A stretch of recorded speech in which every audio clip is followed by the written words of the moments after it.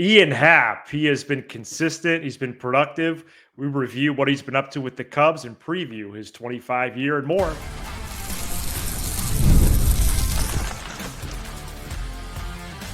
You are Locked On Cubs, your daily Chicago Cubs podcast. Part of the Locked On Podcast Network, your team every day. You are Locked On Cubs, part of the Locked On Podcast Network, your team every day, alongside Sam Olber. I'm Matt Cozy. Sam and I are lifelong fans, taking our passion into discussion with you on all things Cubs. Thank you for being part of the show and making us your first listen today. And the best way you can help us grow the show is to join us every day and subscribe to our channel on YouTube. Today's episode is presented by our great partner at FanDuel. Right now, new FanDuel customers can get $150 in bonus bets if your first $5 bet wins. Download the app or head to FanDuel.com to get started. And in for Sam today is Ty Lewin, who has been on the show many times before, including as a guest co-host, which is exactly what he's doing today. And for the first time, being on our show as a member of the Setup Man crew that Kyle Stanley is building over there. Ty, thank you so much for helping us out today.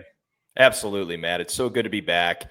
And, I feel for Sam at this time. I think we should be thinking about him as he runs through this wisdom tooth, which has just been an ongoing, critical issue for him. So I texted him. It sounds like he's doing all right. I'm glad to hear he is, and I appreciate this opportunity. But yeah, it should be a lot of fun. Absolutely. And today is an Overreaction Monday. We debuted that segment last week. We also have Matt Shaw discussion, and we're going to explain a couple different things during that segment, including why he might actually start the year at AAA Iowa. And we're going to start with Ian Happ in our player preview series. In 2024, Ian Happ slashed 243, 341, 441 with 25 home runs, 86 runs batted in 153 games. His WRC plus of 122 ranked in the top 30 in all of baseball. Happ is also just one of 19 players who has put up at least a 115 OPS plus and had at least 500 plate appearances in each of the last 3 seasons. He's also won a Gold Glove each of the last 3 seasons. Ty, as we get into this discussion, I want to call it like it is from the very top. Ian Happ is one of the most productive players, not on the Cubs, but I think in all of baseball. He really is. And I look at Ian Happ, and the idea or the word of boring always comes up because Ian Happ is one of those players where the flash is not necessarily the prime thing that we look for with Ian Happ. But you alluded to it, where over the last 3 seasons, 781 OPS, 792, 781, 791, and then 782. A career 992 fielding percentage. Obviously, back-to-back Gold Glove Award winner. A man that pretty much has put himself in a position to be a part of the best outfield in all of baseball this upcoming season. And one thing I wanted to share here today, Matt, that I was looking at as I was running through just his contract and the situation that the Cubs are in with him right now. Obviously, he's making $21 million this year. And I looked at the players in the league right now, outfielders that are making over $10 million. Right now, or last year, ranked top 10 in OPS, and then he was number 6 in overall WAR. So wow. The consideration, a lot of the times people say, $21 million towards that player. He's not necessarily the most flashy player. He gets the job done. And now with having Kyle Tucker into the fold, some really, really cool things could happen for Ian Happ this year. Yeah, you use that word boring right away. I do wonder if this is a case of perception not matching reality, because there is a perception of boring. There's a perception of even, hey, he's not that good. He isn't clutch. And I think it's all wrong. It's all wrong. It's probably actually blatant how wrong it is. I get he's been the subject of streakiness, but besides like what, Ty, like 10 players Soto, Judge, Harper, and a handful of others, who isn't streaky in baseball, especially when you consider pockets of the season that could be as long. I measure different pockets even in 25, 30 game chunks, for example. But I think our perception has at times as a fan base been off. That's my feeling after digging into this, not only for this show, but I think even since the start of the new year and realizing the outfield Hap is going to be a part of, like you said, and even just listening to him more. Sam and I have talked about this. Like, he gets it. And it was a joy to hear him talk baseball with Sammy Sosa at the convention. I've personally listened to Hap's show more, the compound with Dakota and Tom. I think it's really cool what they're doing there on a weekly basis. So yeah, he's been streaky, but so what? And at the end of the first month last year, he was hitting only 216. He averaged more than one strikeout per game. But then there was that run late June into the All-Star break where he was on fire, 322 with an on base of 437, plus 6 homers and 7 doubles. That was the last 18 games for the All-Star break. So again, there's going to be ups and downs. But I think we know what we're getting with this guy. And to take the most cited Jed Hoyer line of the last 9 months, which I know it's annoying, but if Ian Happ outperforms projections, it's not a reach to say the Cubs will likely be really good. And any increase in that floor this upcoming season is a huge win for the Cubs, because I look at it and say, health, he's been on the field 148 plus games a year for the last 4 seasons. Unbelievable. Reliable, stable. And I think that, again, a lot of people look at what you alluded to, which is the, not necessarily being this flashy, high ceiling player, but that's okay, because the best teams in baseball aren't going to have full superstardom from 1 to 9. It's got to be balanced. And so now we add in a guy like Kyle Tucker, which Kyle Tucker, Seiya Suzuki, and Ian Happ were all in that grouping earlier that I talked about, where you're talking about top 10 OPS for players with outfielders making over $10 million. We're looking at possibly, like I said, the best lineup in baseball. But again, you're just taking a solid baseball player and putting him either in the leadoff position, or at any point in the season, you can drop him down to 2, 3, 4, 5, and I wouldn't be too concerned about it. Yeah, his 2 most common spots last year were 1 and 5. Have you thought of Ian Happ as a leadoff guy the last couple of years? Because I feel like David Ross was tardy to that class, whereas Craig Counsell was right on time, and then Happ dropped, and then he finished the year leadoff. Do you think that's his best spot for this 25 team? I personally think so, because you start off right away with somebody who can drag out into bat. And the other thing to look at too is that if we do go Kyle Tucker in the 2-hole, which I believe is what we've seen primarily here. I think we're trending to that, yeah. Trending to that. So Ian Happ, who sees the strike zone, probably the best out of the club besides a guy maybe like a Tucker or a Seiya. Right. You now are having that at bat in front of a superstar. That is different. That is extraordinarily better than us relying on a guy like Seiya Suzuki or Sam's favorite player, Dansby Swanson. That's right. Ian Happ on base, again, like I said earlier, 341 last year. OBP of 350, especially as a leadoff guy, would be optimal. And he has done that twice, Ty, in 2018 and 2023. One guy who was hitting behind Happ on Sunday in his spring training debut was Matt Shaw. There's a lot going on with this guy, whether it's him debuting in Japan or not, and maybe even his roster status for the domestic opening day.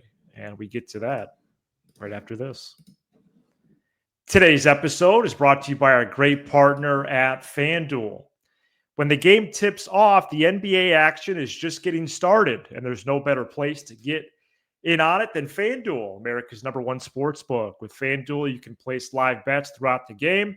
So even if you miss the opening tip-off or want to bet on a fourth quarter comeback, you could stay in the action. And if you're looking for a bigger payout, you could even combine your live bets into a same game parlay. I personally love using FanDuel's live betting feature because it keeps every moment of the game exciting. You could check in on that multiple times, whether you're backing up a team for a late game rally or picking a player to hit a clutch three. You never feel like you missed a chance. Plus, the app is easy to use, and when you win, you get paid instantly. And it's not just the NBA. March Madness starts this week. We have women's postseason tournament starting. The week after this one is the men's conference tourneys. And then that first day of March Madness, where it's the ton of games on one day, is Thursday, March 20th. So that's really right around the corner. And new customers can get $150 in bonus bets if your first $5 bet wins. Just visit FanDuel.com to join today. That's FanDuel.com for your shot at $150 in bonus bets. Make every moment more with FanDuel, the official sports betting partner of the NBA.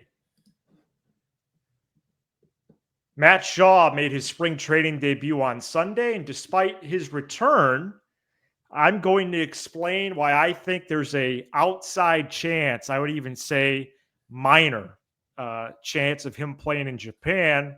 And then later this segment, we're both going to explain why Shaw might actually start the year at AAA Iowa. So let me go through this, Ty. Here's how I'm going to break it down. I would be surprised if Shaw played on Monday. If he does, great.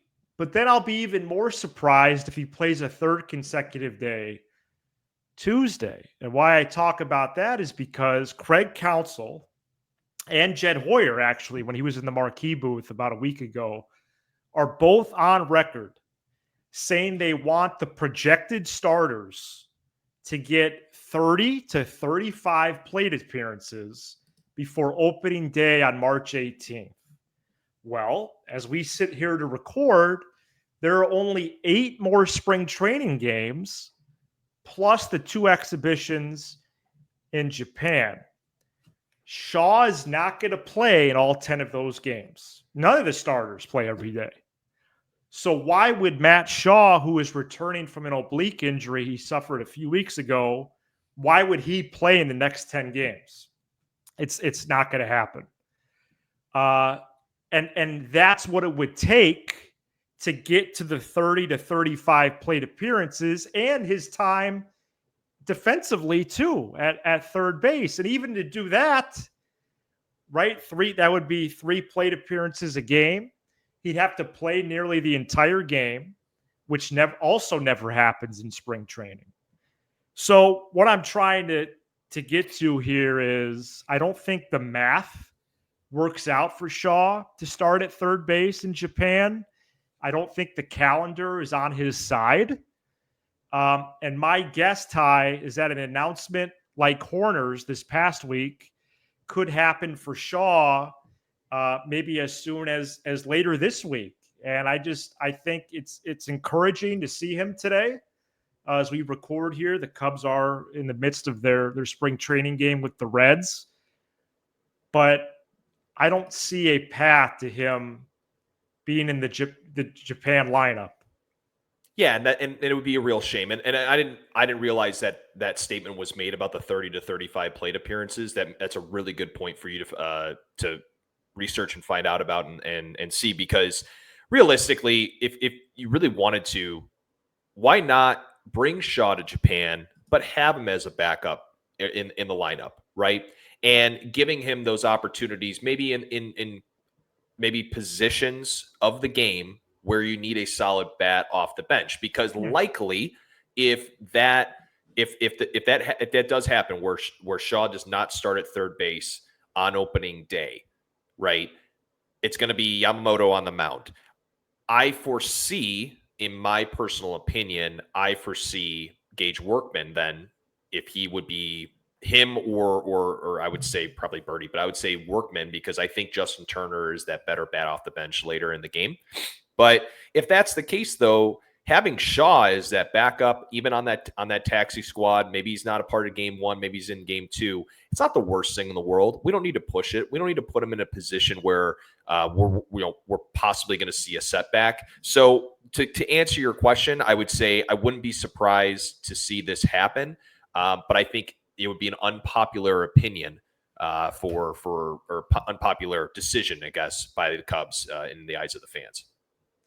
And Horner is already staying back. He's going to play in minor league games while the major league team is in Japan. Maybe Shaw does that as well. Although I'm not opposed to the bench idea or even taxi squad. Maybe he even plays in the exhibitions in Japan.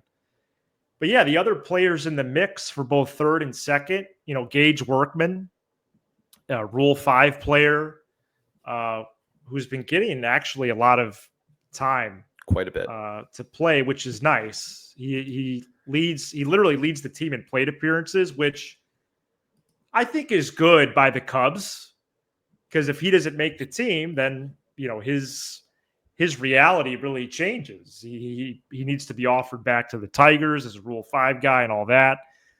But I think with Horner and possibly Shaw out, Workman probably will make it.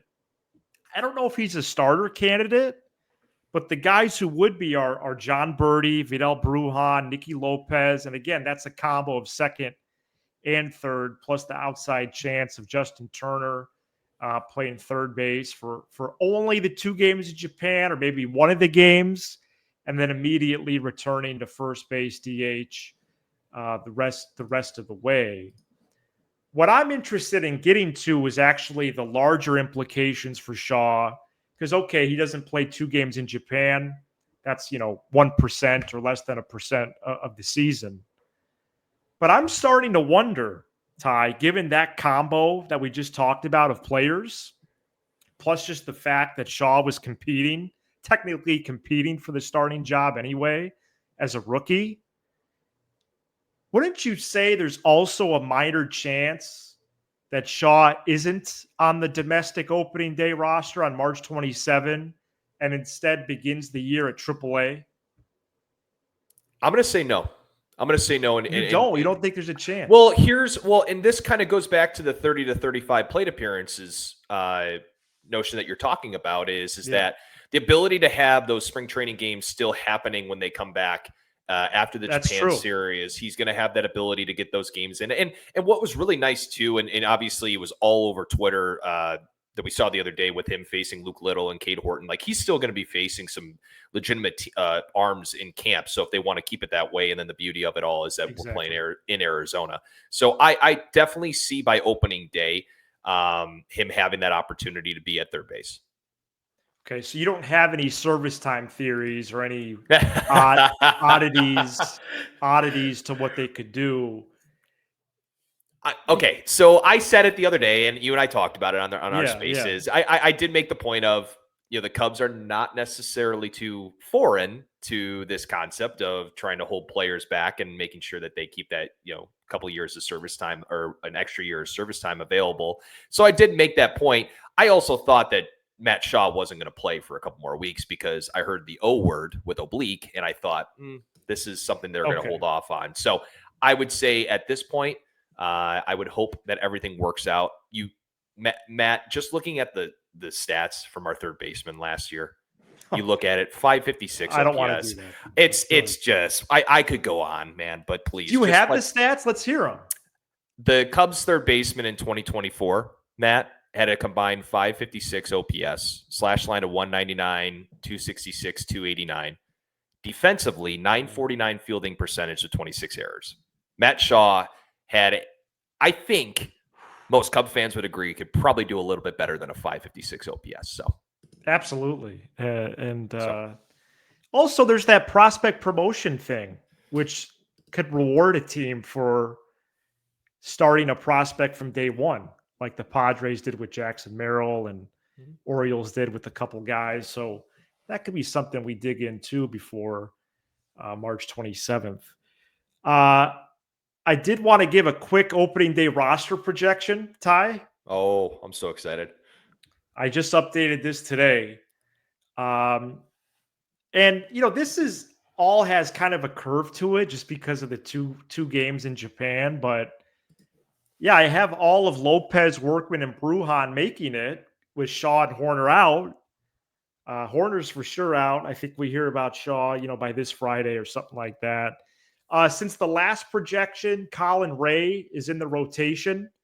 In this scenario, Brown and Wicks would start at AAA, and Assad is starting the year on the IL. That news broke this past weekend, and so Julian Merriweather then gets that Ray spot in the bullpen. Merriweather's out of options. He's looked good so far in spring. That's the update right there. Eli Morgan has looked fine, but he is optionable. So we'll see about that. So is Nate Pearson. One guy who's not is Tyson Miller, who's kind of had a rough start, and he might be one of the subjects of our next segment as well. All right, speaking of that, it is Monday, so we're going to borrow from the National Football League a little bit and overreact to the spring training results of the last week or so. Stay tuned.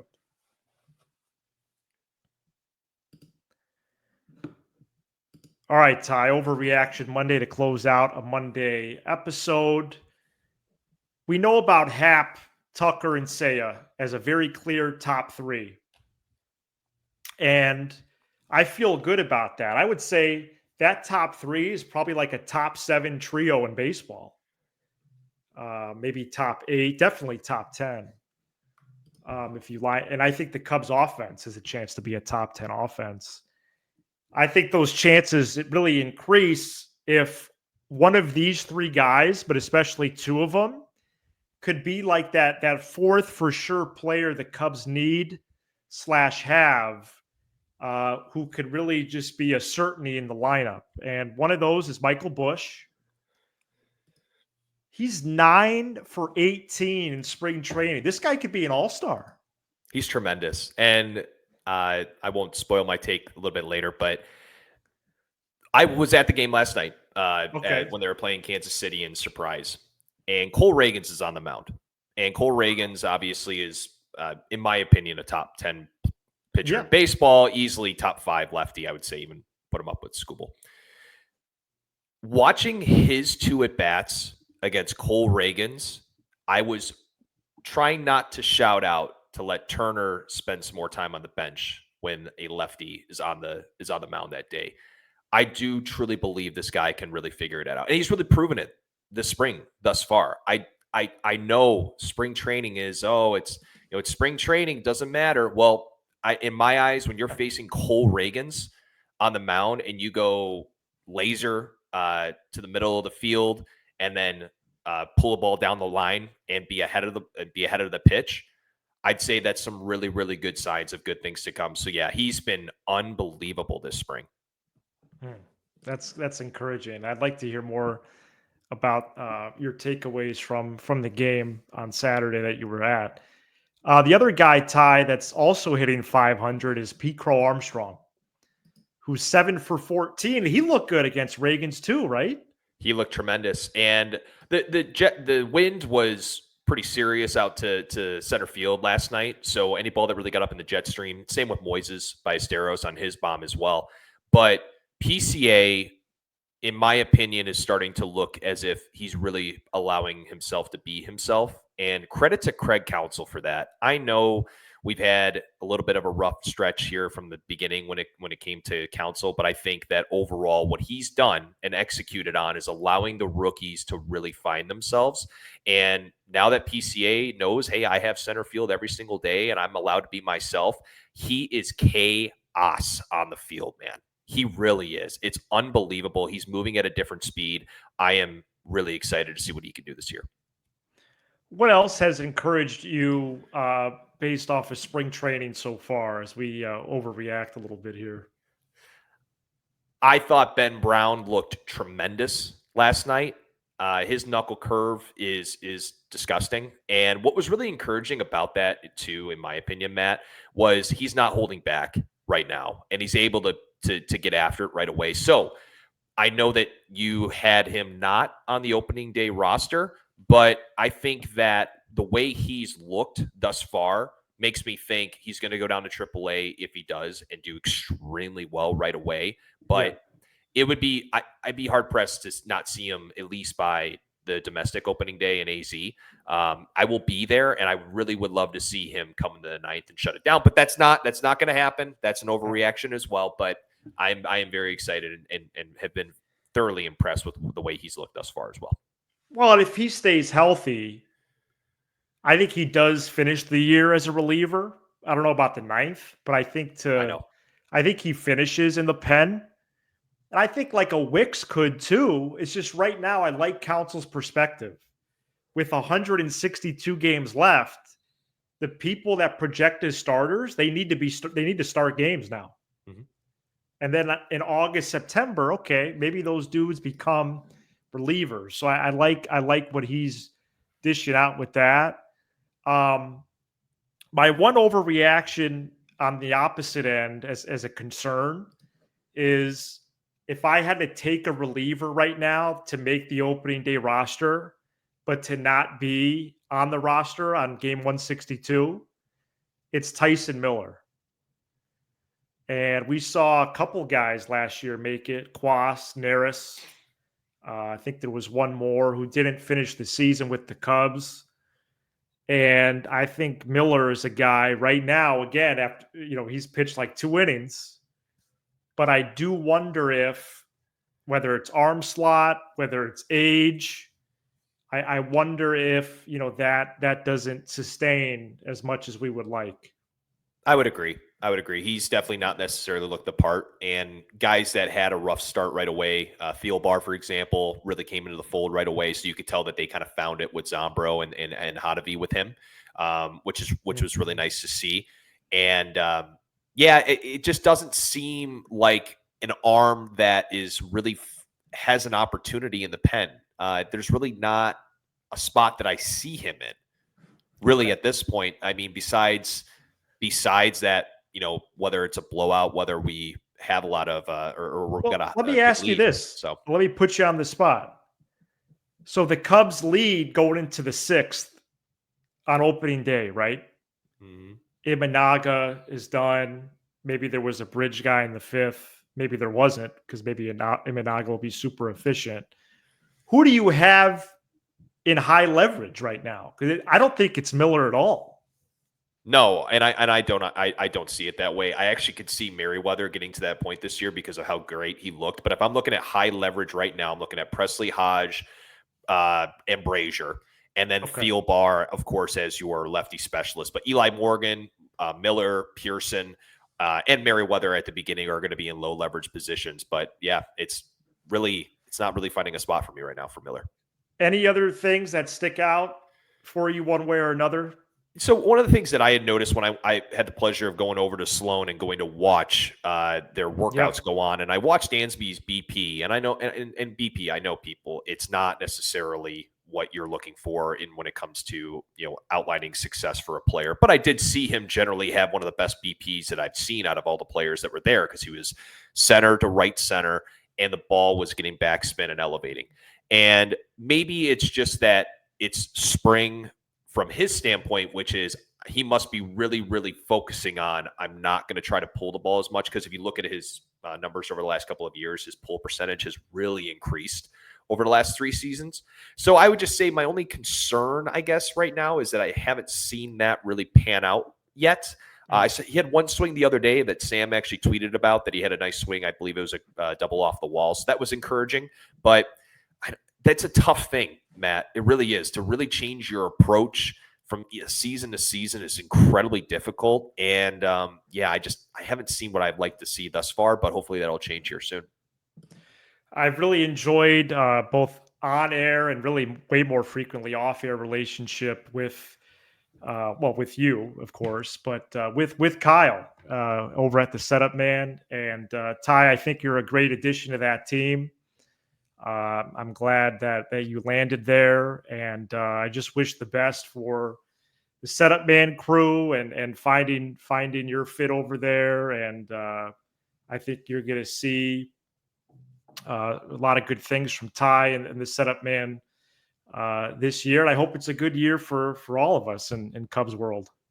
I would agree. And again, you've given me all the opportunities in the world, Matt. So you've been somebody that I've looked to as a mentor and have provided me, like I said, opportunities that I'm very grateful for. And then of course, you're great.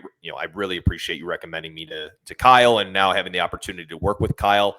It's been a lot of fun, and we're doing some very, very cool things over there with the Setup Man crew. But I will say this, the best part about the Cubs community when it comes to the best of the best like yourself and Kyle is that everyone is on the same page when it comes to, we really want to elevate the fan experience. And you guys do that day in, day out, and we're trying to do that as well. And hopefully, we can see, a crossover here in the future of us working together more and more, because that'd be a lot of fun. But yeah, it's been a lot of fun thus far. And I really hope that we do some really cool things this upcoming year, which I think we will. Thank you so much for checking out this episode. We are here 5 days a week talking about all things Cubs. Subscribe to our channel on YouTube as we make the push to 13,000 subscribers. And we're streaming worldwide on Apple, Spotify, iHeartRadio, SiriusXM, and more. For Ty Lewin, I'm Matt Cozy, and you are now Locked On Cubs. See ya.